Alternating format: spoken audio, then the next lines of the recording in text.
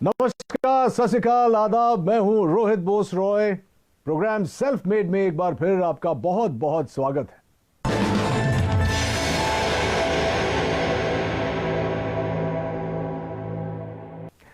दोस्तों, हर बार हम आपको मिलवाते हैं देश के उन चुनिंदा हस्तियों से जिन्होंने अपनी सफलता की कहानी खुद गढ़ी है और लाखों युवाओं को प्रेरित किया है। इन्होंने चुनौतियों को अवसर में बदलना है। इनके न तो आगे पीछे कोई गॉडफादर होते हैं और ना ही सफलता के रास्ते से कोई परिचय।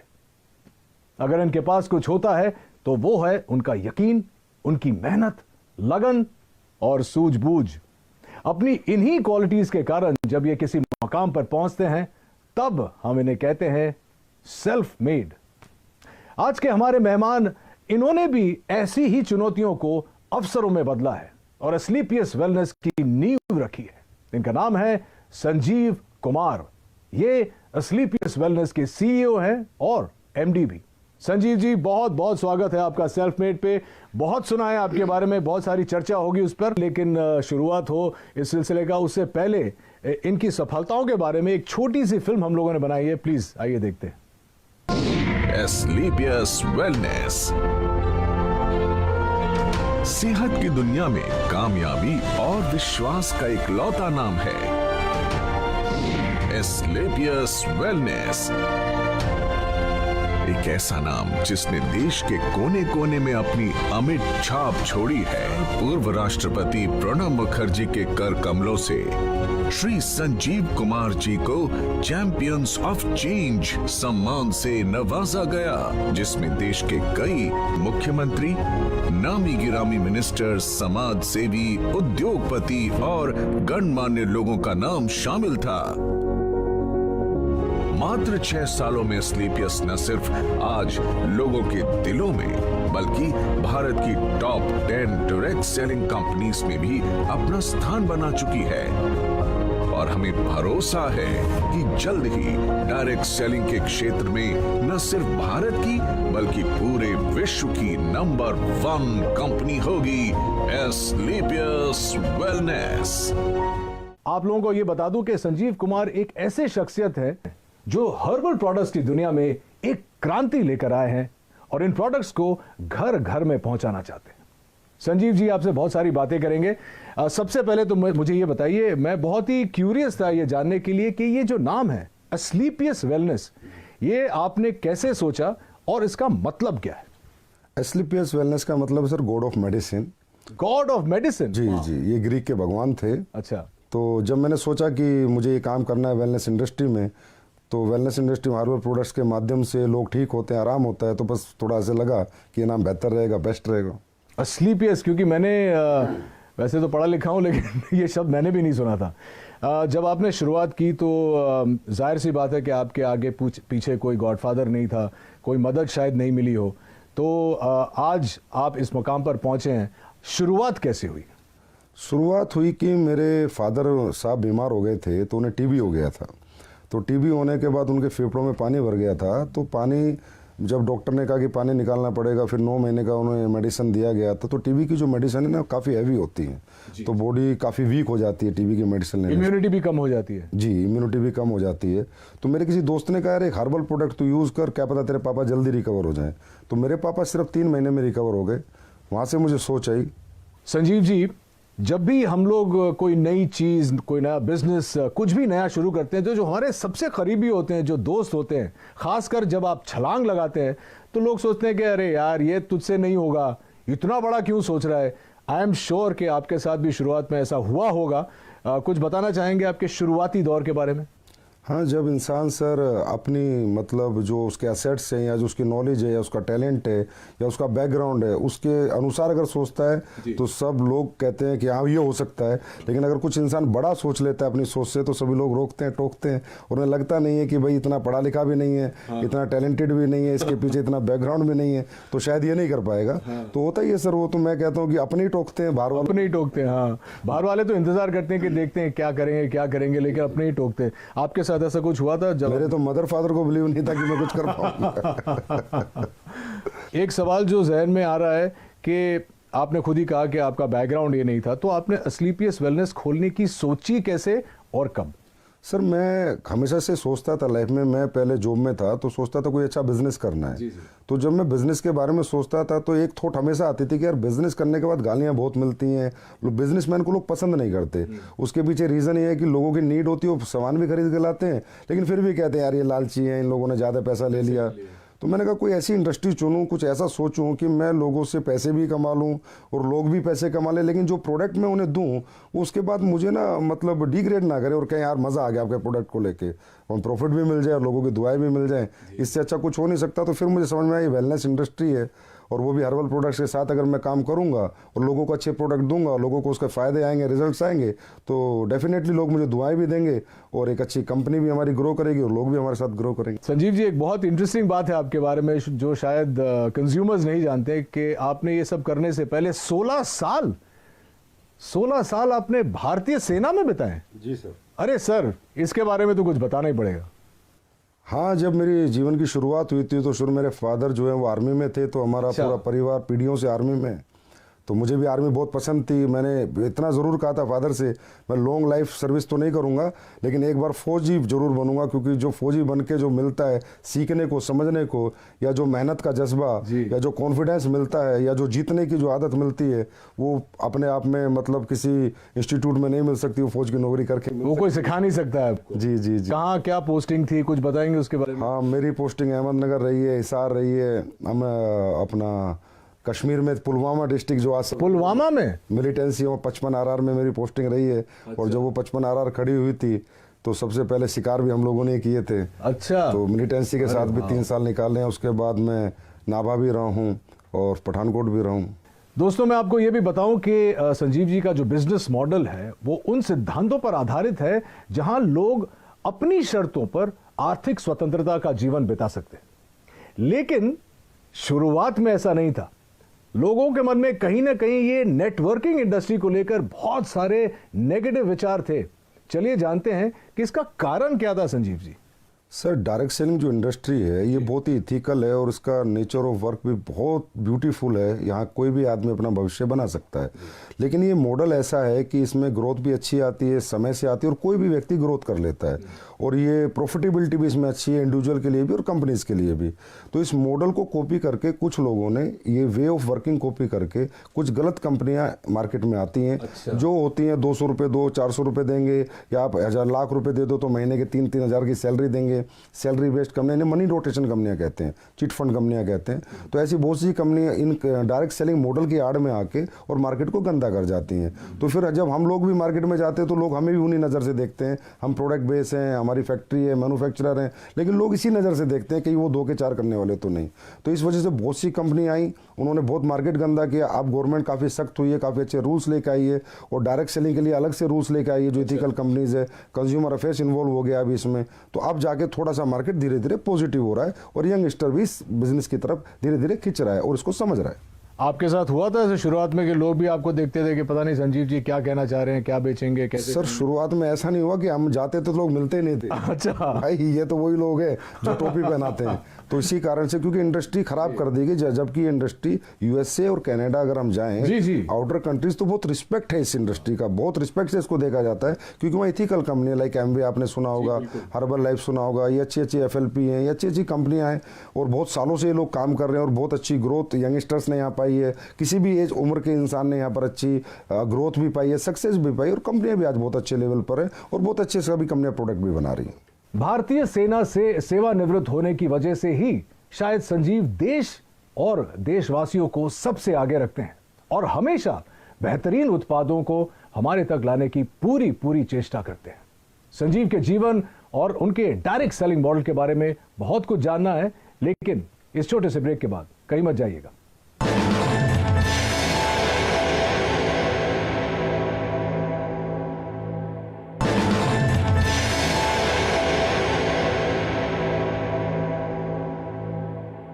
तो ये तो अच्छी बात है संजीव जी। तो ये बताइए हमारे ऑडियंस को कि इस वक्त आप किसी प्रोडक्ट पे काम कर रहे हैं या किसी प्रोजेक्ट पे काम कर रहे हैं। आपने मुझे अभी बताया कि आप कुछ लॉन्च करने वाले हैं, आप बताना चाहेंगे हमारे व्यूअर्स को?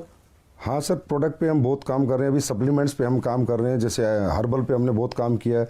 हर्बल पे भी काम कर रहे हैं, कुछ एडवांस लेके आ रहे हैं, कुछ एडवांस हर्बल प्रोडक्ट, कुछ एडवांस फूड सप्लीमेंट्स जो कि लोगों की हेल्थ के लिए अच्छे रहें, लोगों की वेलनेस के लिए अच्छे रहें। क्योंकि कहीं ना कहीं आजकल लाइफ स्टाइल डिजीज़ की मारामारी हो रखी है, हर इंसान लाइफ स्टाइल डिजीज़ से कहीं ना कहीं ग्रसित है। और लाइफ स्टाइल डिजीज़ से इंसान तभी बच सकता है एक तो अपना लाइफ स्टाइल सुधारे और कहीं ना कहीं ऑर्गेनिक की तरफ जाए, हर्बल्स की तरफ जाए, अच्छे सप्लीमेंट्स यूज़ करे। क्योंकि आज फूड में जो हम खाना खाते हैं उसमें इतनी सारी चीज़ें नहीं है, जो प्रोटीन मिनरल हमें चाहिए, जो कार्बोहाइड्रेट चाहिए, वो प्रॉपर मात्रा में नहीं मिल पाते। तो इसलिए कहीं ना कहीं सप्लीमेंट्स का भी सहारा लेना पड़ता है। तो हम लोग हमेशा ही एडवांस कुछ ना कुछ नया करते रहते हैं और हमेशा नया करते रहेंगे। गुड। हाँ, एक और इंटरेस्टिंग क्वेश्चन है, क्योंकि आप क्वालिटी की बात कर रहे हैं। अक्सर देखा जाता है, चाहे वो इंडस्ट्रीज में हो, चाहे वो सप्लीमेंट इंडस्ट्री में हो, रेस्टोरेंट्स में हो, जब शुरुआत होती है तो जैसे एक फिल्म का प्रीमियर होता है तो बहुत लार्ज प्रीमियर होता है। उसके बाद धीरे धीरे जो होता है वो क्वालिटी प्रोडक्ट्स की और खाने की और टेस्ट की और इन चीज़ों की जो क्वालिटी है वो हमेशा डिक्लाइन होती जाती है समय के साथ साथ। हमारे कुछ दोस्त हैं रेस्टोरेंट बिजनेस में, वो बोलते हैं कि यार एक बार लोग यूज्ड टू हो जाते हैं इस जगह में आने के लिए तो इतनी खिचखिच नहीं होती है। क्या आपका मानना है कि ये आपकी इंडस्ट्री में भी होता है और क्या आप इससे सहमत हैं? बिजनेस सेंस पे डिपेंड करता है, उसकी मेंटलिटी पे डिपेंड करता है कि वो कहाँ तक जाना चाहता है, कितना बिजनेस करना चाहता है, लोगों के दिल में रहना चाहता है या दिमाग में रहना चाहता है, निकलना चाहता है। होता है सर, क्या होता है कि एक प्रोडक्ट आपने 10 साल पहले बनाया, उसकी कॉस्ट 1 रुपये थी, तो 10 साल बाद जो इंग्रीडियंट आपका आ रहा है उसकी कॉस्ट 1.5 रुपया हो गई। तो जो ओनर्स होते हैं या बिजनेसमैन होते हैं वो डर जाते हैं कि यार मैं इसको 4 रुपये का बेच रहा था, अगर 6 का किया तो लोग कहीं ना कहीं मेरा प्रोडक्ट खरीदना बंद कर देंगे। तो ये जो कॉम्पिटिटिव मार्केट है सस्ता महंगे वाला, कि सस्ता लेंगे या लगातार इसी रेट में देंगे, डरे हुए लोग हैं। फियर होता है बिजनेसमैन को, फिर मुझे बिल्कुल नहीं होता। मेरा जैसे ही रेट बढ़ता है इंग्रेडिएंट्स का, अभी पीछे अभी जो सिचुएशन कोविड की थी, तुलसी के रेट हाइप हुए, अश्वगंधा हाइप हुआ, गिलोय हाइप हुआ, तो मैंने भी अपने प्रोडक्ट के थोड़े बहुत रेट इंक्रीज कर दिए, पर मैंने आज तक क्वालिटी नहीं कराई। 6 साल हो गए मुझे, मेरे क्वालिटी में मेरा कोई कॉम्प्रोमाइज़ नहीं है। क्योंकि क्वालिटी एक ऐसी चीज़ है जो कस्टमर को आपके पास बार बार ला सकती है। आप प्रेशर सेलिंग, कन्वेंस सेलिंग एक बार कर सकते हो, लेकिन रीसेलिंग तो आपके क्वालिटी प्रोडक्ट्स ही करेंगे। Fantastic, I am so glad कि आप ऐसा सोचते हैं, क्योंकि बहुत कम लोग ऑनेस्टली ऐसा सोचते हैं। और जितने मैं भी फिटनेस में हूँ और बिकॉज मैं एक्टर हूँ, मुझे देखना पड़ता है कि जो बेस्ट क्वालिटी मुझे मिले, चाहे खुराक से हो या सप्लीमेंट से हो, वो मेंटेन करना बहुत ज़रूरी है। I am very glad that you think like that. आपने डायरेक्ट सेलिंग के लिए आप कुछ भी सेल कर सकते थे, आपने हर्बल प्रोडक्ट्स ही क्यों चुने? सर, हर्बल प्रोडक्ट चुनने का कारण ये है, सबसे पहला कारण तो मेरी फैमिली में एक ऐसी घटना हुई थी कि मेरे पापा को टीबी हो गया था। तो उनके फेफड़ों में जब पानी भर गया था, तो जो डॉक्टर्स 9 महीने का कोर्स देते हैं टीबी में, तो बड़ी हैवी मेडिसिन्स होती हैं, 1000 1500 mg की, तो बहुत वीकनेस आ जाती है लाइफ टाइम के लिए। तो मैंने ऐसे किसी फ्रेंड से पूछा, मैंने कहा यार कोई हर्बल में चीज़ें आती है, तो उसने मुझे एक सप्लीमेंट दिया था, मेरे पापा को मैंने दिया, तो 3 महीने में मेरे पापा रिकवर हो गए। और मैं पहले ही सोचता था कि मैं जो भी कुछ बेचूंगा ऐसा बेचूंगा जहाँ मुझे लोगों की दुआएं भी मिले और मेरा बिजनेस भी चले और लोग भी कहीं ना कहीं खुश रहे। तो ये सोच के मैंने थोड़ा रिसर्च किया कि मुझे क्या बेचना चाहिए। तो हर्बल प्रोडक्ट्स क्या होता है सर, हमें 2 तरह के फूड होते हैं, एक गॉड मेड फूड, एक man made food. Biscuit, chowmein, Pepsi, ये सब कोल्ड ड्रिंक्स वगैरह जो भी चीज़ें हैं, ये सारे मैन मेड है। और एक गॉड मेड है, एप्पल, ऑरेंज, पपीता, ये सब भगवान ने बनाया हुआ है। तो हर्बल भगवान का बनाया हुआ है। तो मैंने सोचा इंसान भगवान की बनाई हुई जितनी चीज़ें यूज़ करेगा उतना फिट रहेगा, उतना फाइन रहेगा और वो ठीक रहेगा, बीमार नहीं रहेगा। वैसे भी हमारे देश में आपको पता है बीमारी बहुत ज़्यादा है और बेरोजगारी भी बहुत ज़्यादा है। तो ये दोनों चीज़ों को मद्देनज़र रखते हुए मैंने ये सोचा कि एस्लीपेस बनाते हैं, बीमारी भी खत्म हो और बेरोजगारी भी खत्म हो। तो चलिए अब जानते हैं इनकी प्रोडक्शन यूनिट के बारे में। ये डायरेक्ट सेलिंग तो करते ही हैं, लेकिन ये खुद प्रोड्यूस भी करते हैं, विच इज़ वाई इनकी क्वालिटी कभी भी नहीं गिरती है। कुछ बताइए प्रोडक्शन यूनिट के बारे में। Sir, production unit direct selling में होना निहायत ही ज़रूरी है। अगर डायरेक्ट सेलिंग आप करें, डायरेक्ट सेलिंग मतलब आपका प्रोडक्ट फैक्ट्री में बने, आपके डायरेक्ट सेलर के पास आए और सीधा कस्टमर तक जाए, that is called pure real ethical direct selling. अगर आप कई थर्ड पार्टी मैन्युफैक्चरिंग करा रहे हैं, फोर्थ पार्टी करा रहे हैं, तो आपको पता ही नहीं कि वो डायरेक्ट सेलिंग नहीं हुई, वो एक तरह की ट्रेडिंग हुई। तो ये मेरे दिमाग में पहले दिन से था कि अगर मैं डायरेक्ट सेलिंग करूँगा तो प्योर डायरेक्ट सेलिंग करूँगा। तो आज हमारी सर 2 फैक्ट्रियाँ ऑलरेडी हैं और 2 फैक्ट्रियाँ भी हमारी बन रही हैं।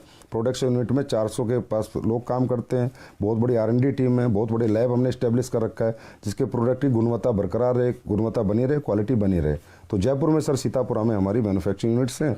और अभी हमारी काफ़ी 1 लाख स्क्वायर फीट में एक नई मैन्युफैक्चरिंग यूनिट तैयार हो रही है और 6 महीने बाद फिर 1 लाख स्क्वायर फीट में दोबारा एक तैयार। Very very impressive. मैंने कुछ देर पहले R&D के बारे में बात किया था और अब आप कह रहे हैं कि आपकी खुद की जो प्रोडक्शन यूनिट है तो आप क्वालिटी कंट्रोल करते हैं, तो सोर्सिंग के बारे में आपका मतलब उसमें भी आपका 100% योगदान है कि सोर्सिंग भी आप खुद ही करते हैं, R&D के ऊपर भी आप बैठते हैं? जी सर, सोर्सिंग ही सबसे बेस है सर। अगर प्रोडक्ट आपके इंग्रेडिएंट्स रॉ मटेरियल की सोर्सिंग अच्छी नहीं होगी, क्योंकि देखिए सर रॉ मटेरियल भी ट्रेडर ही बेच रहे हैं। अब हमारे देश में तो ये है कि जी अश्वगंधा का ओरिजिनल का रेट है 1300 रुपये और आप कहोगे मुझे एक्सट्रैक्ट दे दे तो बोला 5:1 का ले ले 1300 रुपये, मतलब जहाँ 5 किलो का 6500 रुपये रेट है 1300 का एक्सट्रैक्ट मिल रहा है, तो प्योर एक्सट्रैक्ट हो ही नहीं सकता।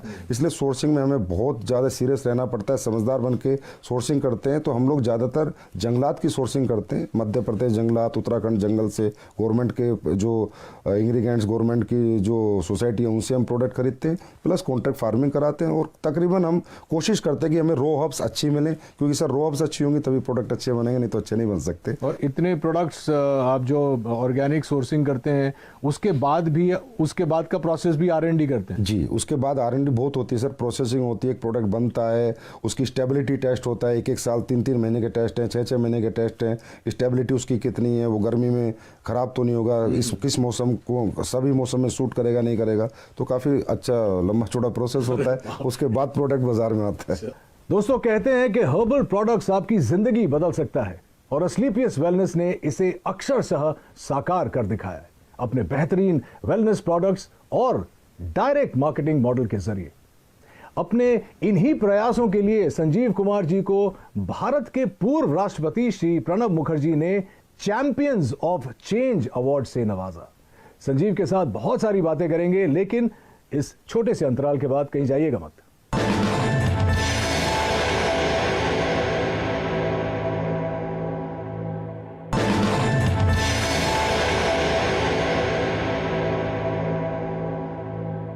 मुझे अब अपने एक्सपेंशन प्लान्स के बारे में और विदेशी योजना के बारे में बताइए। आप ब्रेक में बता रहे थे कि आप चाहते हैं कि ये आप वर्ल्ड वाइड ले जाएं, और तो आई एम श्योर कि हमारी ऑडियंस ये भी जानना चाहिए। जी सर, हमेशा से मैं ये सोचता हूँ कि जो हमारे इंडिया के पास सबसे बड़ा रिसोर्स है वो हमारे ऑर्गेनिक प्रोडक्ट्स हैं, हमारी हर्ब्स हैं, हमारी जड़ी बूटियाँ हैं, हमारे हर्बल प्रोडक्ट्स हैं जो सदियों से लोग यूज़ कर रहे हैं और उनको रिजल्ट आ रहे हैं।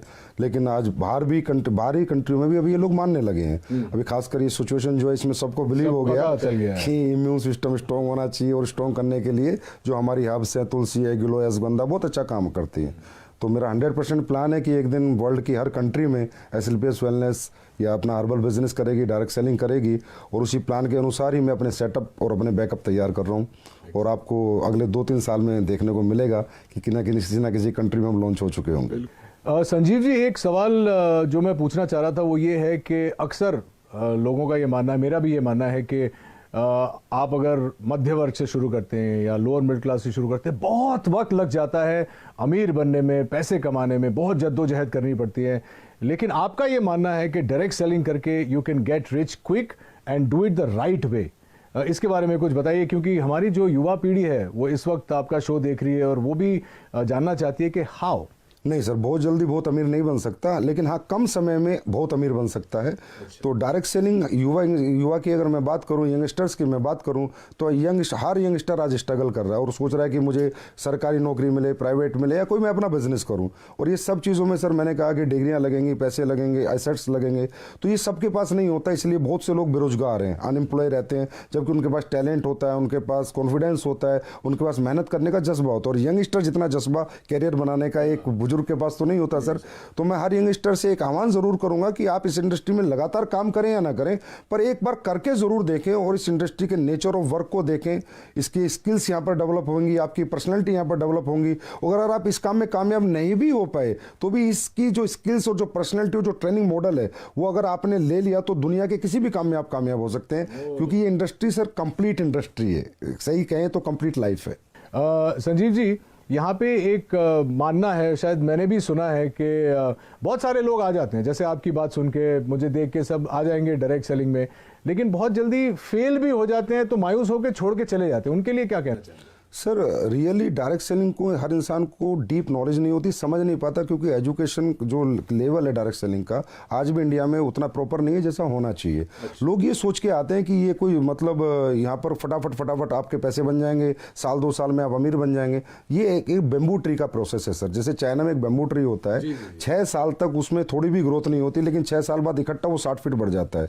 तो यहाँ पर क्या टीम बिल्डिंग है सर। अगर हमारी 2 की टीम है तो कम पैसे आएंगे, 4 की है तो थोड़ा ज़्यादा आएंगे, लेकिन अगर हमारी टीम 4000 की है, 40,000 की है, 4 लाख की, तो बहुत ज़्यादा आएंगे। लेकिन उस टीम मल्टीप्लिकेशन में बनाने में थोड़ा समय लगता है। एटलीस्ट मैं कहता हूँ कि डायरेक्ट सेलिंग करने वाले किसी भी व्यक्ति को किसी भी कंपनी में कम से कम 5 साल देने चाहिए। उसके बाद उसे देखना चाहिए खड़े होकर कि आज मैं कहाँ पर हूँ, मेरी क्या ग्रोथ है, मेरी क्या सक्सेस है। और सर कोई भी व्यक्ति अगर यहाँ 5 साल टिक कर इस बिजनेस को करे तो यहाँ इतना बड़ा मल्टीप्लिकेशन होता है सर कि इंसान की लाइफ का भी, इंसान की इनकम का भी, इंसान की पर्सनैलिटी का भी, कि ही विल मतलब वो एहसास करता है 5 साल बाद कि हाँ मैंने कोई अच्छा बिजनेस चुना और मैंने कोई अच्छी ग्रोथ पाई। 2 सवाल मैं जाने से पहले आपको पूछना चाहूँगा। सबसे पहले तो आप कोई संदेश देना चाहेंगे हमारे व्यूअर्स को अपने बारे में, या अपने मॉडल के बारे में, या अपनी एथिक्स के बारे में? मेरा यही संदेश है कि एसलीपीएस वेलनेस बहुत इथिकल और अपने प्रिंसिपल पे चलती है। हमारी अपनी वैल्यूज़ हैं और हम लोग यही सोचते हैं कि हम बेहतर से बेहतर प्रोडक्ट कैसे बनाएं, बेहतर से बेहतर सर्विस कैसे दें, और लोगों को प्रोडक्ट देने के बाद उन्हें रिपीट अपने पास लेके आए और लोग कहें कि हमने यूज़ किया प्रोडक्ट, हमने पैसे नहीं गंवाए, और ये प्रोडक्ट जिस पर्पज़ से हमने लिया था वो पर्पज़ हमारा सोल्व हो गया। तो मैं कहूँगा एक बार तो एसलीपीएस पे पक्का बिलीव करना चाहिए हर व्यक्ति को। बाकी तो फिर हमारी सर्विसेज बताएंगे, हमारी क्वालिटी बताएंगी, तब लोग हमारे पास लगातार आएंगे। और 6 साल में हमारी ग्रोथ का कारण भी सर हमारी सर्विसेज और हमारी क्वालिटी है। तो देखा आपने कैसे अपने छोटे से सपने को संजीव ने अथक प्रयासों और बुलंद हौसलों से इतना बड़ा परिवार बना। वैसे आपका परिवार जो है एसलीपीएस का कितना बड़ा है? अभी सर 9 लाख के करीब डायरेक्ट सेलर से, यूजर से, कस्टमर से। 9 लाख? जी सर। वाह। और इस 9 लाख के परिवार को हम और आप एसलीपीएस फैमिली की तरह जानते हैं। उम्मीद है कि आपको भी संजीव की कहानी सुनकर प्रेरणा मिली होगी। आज के हमारे अंक में बस इतना ही। अगले अंक में इन्हीं की तरह किसी और इंटरेस्टिंग शख्सियत से मुलाकात होगी। Till then take care of yourself and please stay safe, maintain social distance and mask. This is Rohit Roy saying नमस्कार।